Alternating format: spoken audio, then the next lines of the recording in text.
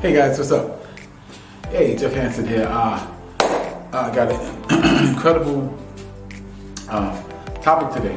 What we're talking about today is 3 success habits of highly successful people. Okay? 3 success habits of highly successful people. And I'm gonna tell you, I was really excited about this because there's 3 things that you can actually do right now. You don't have to wait. It's not something you need, or you need this to do that or whatever. You can do it right now. You can start immediately right after the video. And of course, those that don't know me, my name is Jeff Hansen, aka the Silver Fox. Silver Fox because of the hair. You know, hair. And, oh well, I had a goatee. I shaved it. Okay, but let's get into the topic real quick. Let's not beat around the bush. Okay. Also, you should, if you hear anything you like and brought some value to you, hit the like and subscribe button. If you're on YouTube, hit the like and subscribe button. If you see this in one of my Facebook groups, 365 Days of Fitness Challenge, or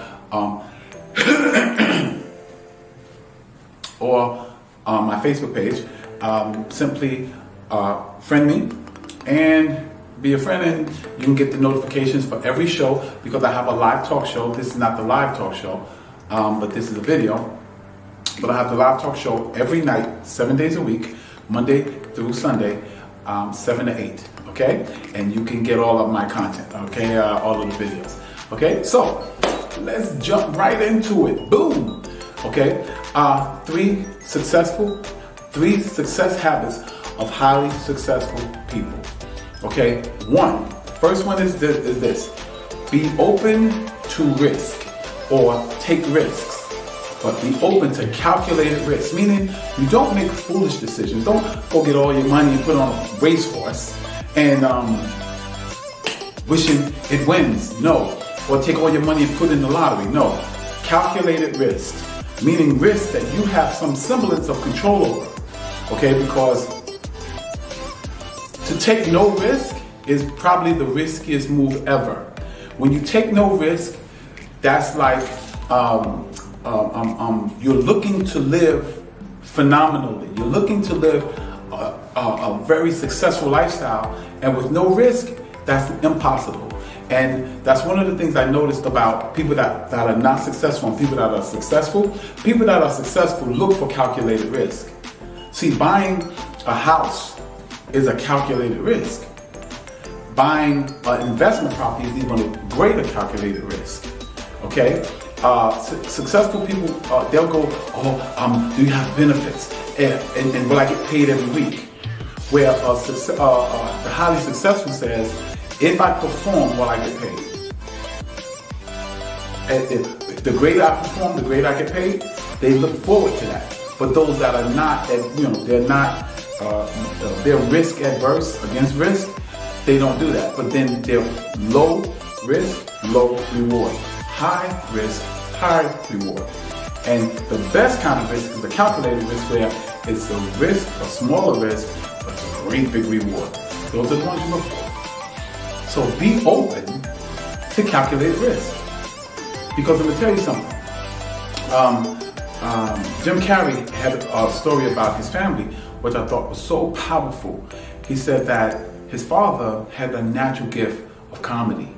So what he would, at parties and things like that, family gatherings, he'd have people in stitches rolling on the floor laughing.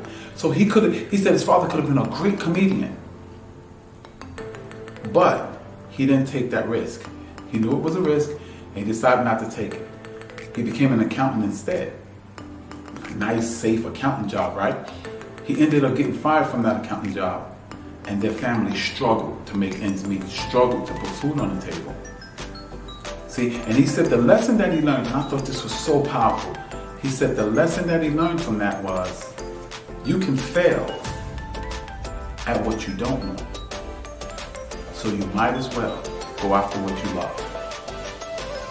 Wow, that hit me like a ton of bricks. I said, you know what? That's true.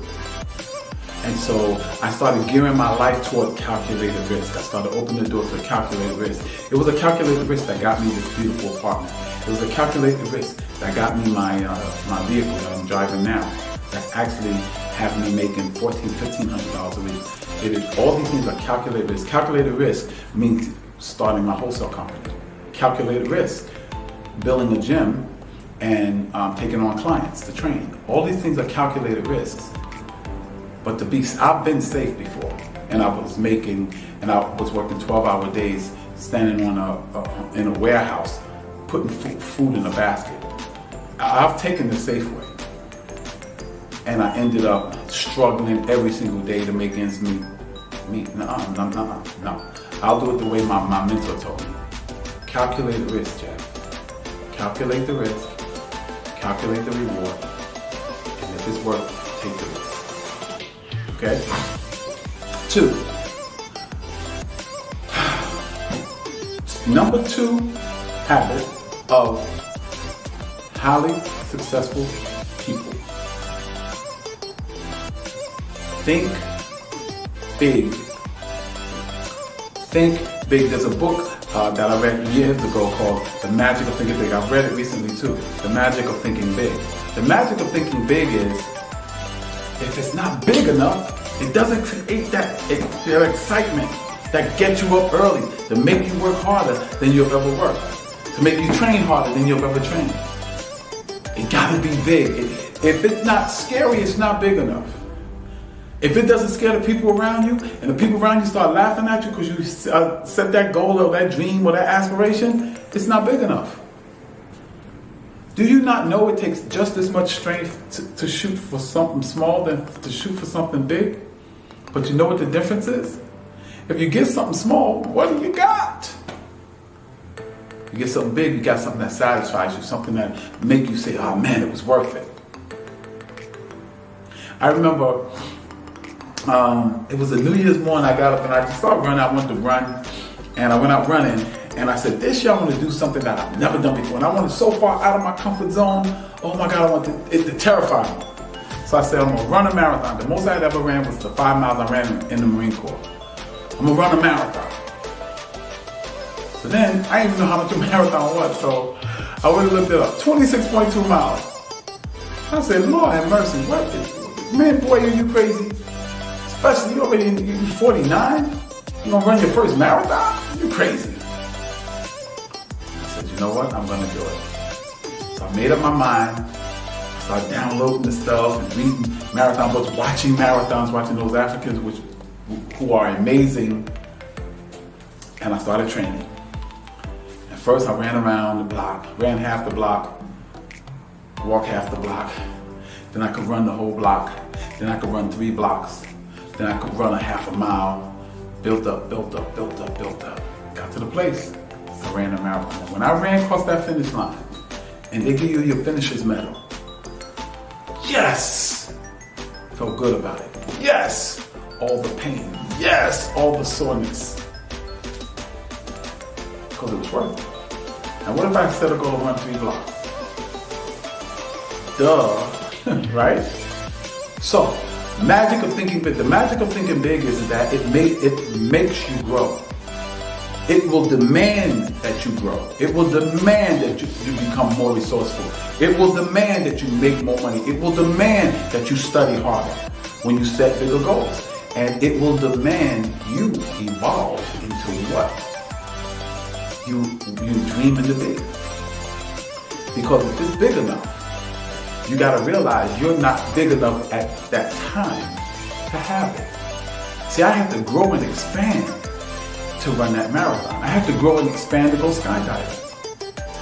And you're gonna have to grow and expand when you set the goal or the dream or the aspiration big enough. And don't listen to those people that cower and play it so safe. That's why they never change. 5 years, they'll be the same person. 10 years, they'll be the same person. You want to evolve in all that you can be. And only pressure does that. And pressure comes by dreaming and going after goals and dreams and aspirations that are outside of your comfort zone. Outside of what you can presently do. I was talking to some guys in the gym, and I was squatting and I got stuck and I had to throw the weight off. And guys was like, yo, man, you gotta be careful, man. I said, no. I said, you don't understand. That set right there is what I came to the gym for. Because that set showed me showed me that I was not where I needed to be. And now I have a target. I said, that's what I come to the gym looking for. Failure. Because failure inspires me to be greater. See, it might look like a mountain now to you, and that's because you're at the size that you are. But see, the mountain can't grow, but you can. That mountain can become your molehill if you keep growing and following. And the only way you do that is you go for something that's bigger than what you're used to. You have to think big. That's habit number 2. So let's go over real quick. Habit number 1 was be open to calculated risk. Risk that you can kind of control a little bit, so it becomes calculated. And if the risk is small and the reward is great, go for it. Kick fear in the face and go for it. Feel the fear and do it anyway. What's number 2? Thinking big. You have to think big. There's magic and there's boldness in big thinking. And it will create in you a desire to be a bigger person. And the bigger and greater you become, the bigger and greater you can build your life. Okay, let's go. Number 3. Number 3 is the one, oh my goodness, I struggle with it. I struggle with it now even. But I gotta get better and better and better. It's gonna make me keep growing. It's gonna make me keep coming. So I can grow into all that the Creator has put in me. And I can access all that great potential. And that is writing it down. Woo! That's one of the hardest things for me to do. Is have a notebook in my pocket and write it down. What you doing? Writing it down. What are you writing down? What I gotta do tomorrow. What are you writing down? The goals for myself physically, the goals for myself financially, the goals for myself spiritually, the goals for myself weight-wise, health-wise, blood pressure-wise. You know, I set those goals, my savings goals, my investment goals, writing them down, And actually writing it down, I said in another video on YouTube, on my YouTube page, is writing things down is the first act of creation that takes something out of your headspace and putting it into the physical world. It becomes the blueprint. And if you keep following and keep growing and keep coming, and guess what? That becomes starts to blossom into the manifestation of that thing that was once in your head. And remember this, as long as it's in your head, it's a wish. It doesn't become a goal until you write it down. So habit number 3 is write it down. It puts it deeper into the subconscious mind. It sinks that commitment level deeper. It intensifies that desire for it when you write it down. Especially when you write it down and hang it up in a place that you're going to look every single day. So write it down. So number 1 was, anyone remember? Be open to calculated risk. Be open to calculated risk. You cannot play life safe. No one survives life. We all gonna die. But go after it, man.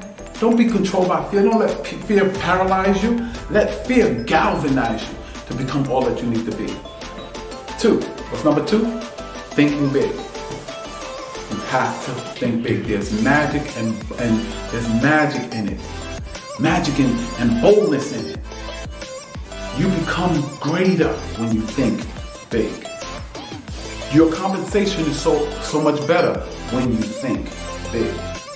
And remember, it takes just as much strength to think big as to think small. But here's the problem. What if you accomplish what's small? It's small.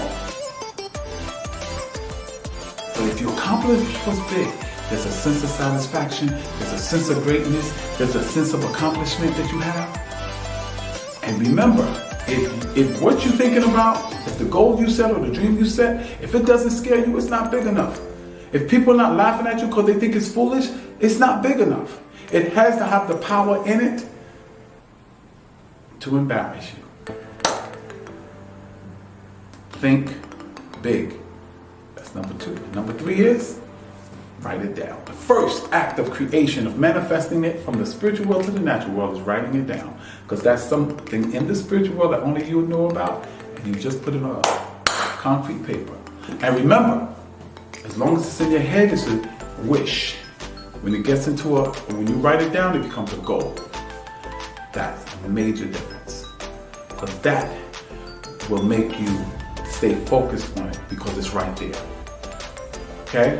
So there's 3 steps, 3 habits of highly successful people are: 1, be open to calculated risk. 2, think big. 3, write it down.